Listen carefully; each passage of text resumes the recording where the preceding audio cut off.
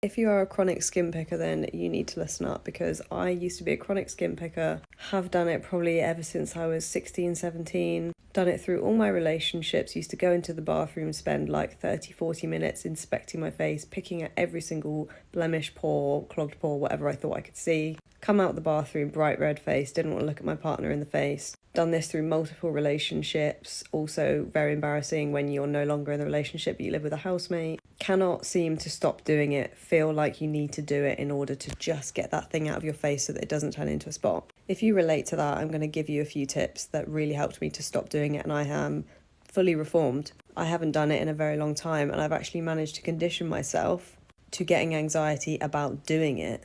AKA, I associate fear with picking, so I don't do it anymore because it's gone the opposite way. First thing, and this is a hard truth, but you need to get it into your head that what you're doing isn't working. A lot of the time it comes with acne or what you feel like is unpredictable skin. And I used to feel like, well, I know that I'm making this spot better. If I just get the gunk out or whatever it is before it turns into a big spot, I'm going to bypass that spot. I'm not going to suffer the consequences of the spot. It's going to stop it before it gets big. How is that working for you? Do you feel like your skin's looking good at the moment? Or for however long you've had this addiction? Because it is an addiction. It's a obsessive behavior. It's kind of a form of OCD.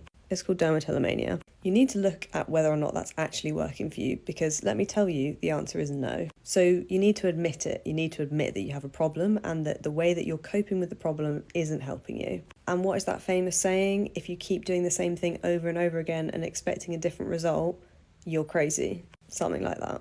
So you need to try something new. You need to accept the fact that this isn't working for you. You need to try something new. That's number one. In at number two, you need to go around your house and make note of all the places that trigger you to pick. For me, it was my reflection in the microwave, looking at my skin, the mirror in my hall, the mirror in my bathroom, reflection in my phone screen, loads of tiny things like that. So get familiar and start to notice, be mindful of those places and those triggers. Over time, if you notice every time you go past them, you'll kind of start to avoid them, and we can debate about whether that's healthy or not, but all I'm saying is it's helped me.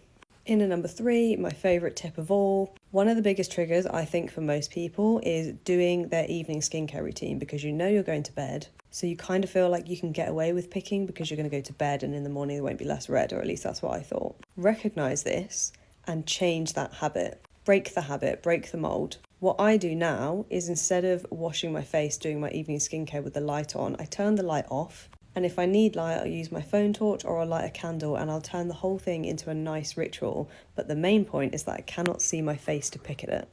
If this helped you, I have a playlist of tips on my channel, worthwhile checking it out.